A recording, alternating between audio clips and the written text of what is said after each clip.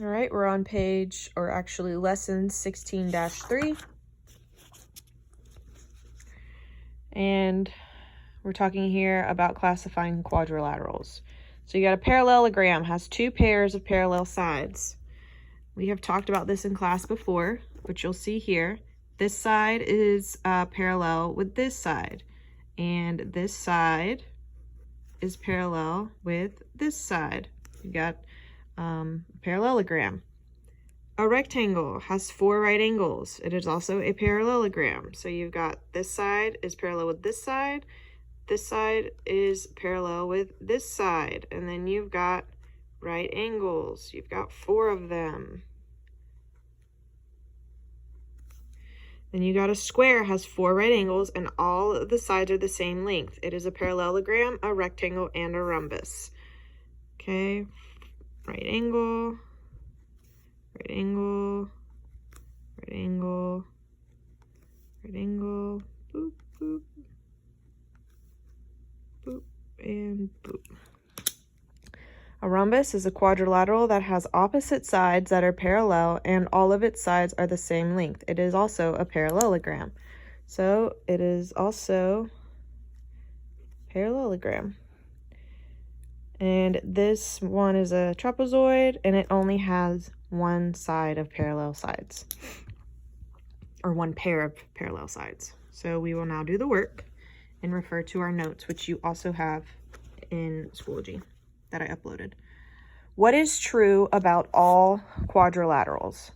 Okay, so you're going to look over here at a quadrilateral, okay, and we know that a quadrilateral all have four sides and four angles. So there's four sides. When you think of quad, that's four. Four, four, four. All have four sides and four angles. Okay. What is the difference between a square and a rhombus? Well, we've got a square here, and we've got a rhombus down here. Looks a little crooked. This is more straight. Well, a square has four right angles, and a rhombus does not always have four right angles. Okay, it could have a right angle or two right angles, but it actually has acute and obtuse.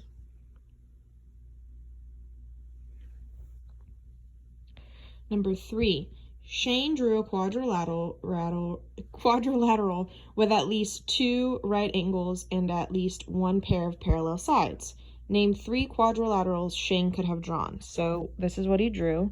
Shane drew a quadrilateral, so that means it's 4 with two right angles,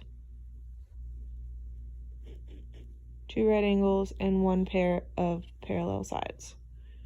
So he could have drawn a rectangle, a square, or a trapezoid. Now we're going to come over here and classify these. All right, so it could be, so we're going to use all of these terms. So number 4, quad, I called quad for quadrilateral. It's got 4 sides, so it's a quadrilateral. Parallelogram, because it has 2 pairs. All the sides have a parallel side, and then it's also called a rectangle. Number 5 is a quadrilateral. It's got 4 sides, and it's a parallelogram. It is not a rectangle, and it is not a square. Number 6 is a quadrilateral. It's got 4 sides. It's a parallelogram because this side matches to this side, and this side matches to that side.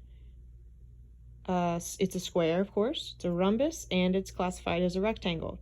A rectangle cannot be a square, but a square can be a rectangle.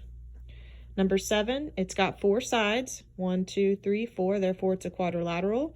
It is not a parallelogram or any other shape, but it is a quadrilateral because it has 4 sides. Look down here at independent practice. It's the same thing down here. Number 8, 1, 2, 3, 4, it's got 4 sides. You know it's a quadrilateral. This side matches this side, and this side matches this side. You've got 2 pairs of parallel lines, therefore it's a parallelogram. Number 9, you've got 4 sides again, so you know it's a quadrilateral. This side matches this side, and this side matches this side, so you've got 2 pairs of parallel lines, therefore you have a parallelogram. This is also considered a rhombus. You would look over here at rhombus and you would notice it's the same thing. Number 10. It's a quadrilateral, 4 sides, parallelogram. This side matches this side matches that side.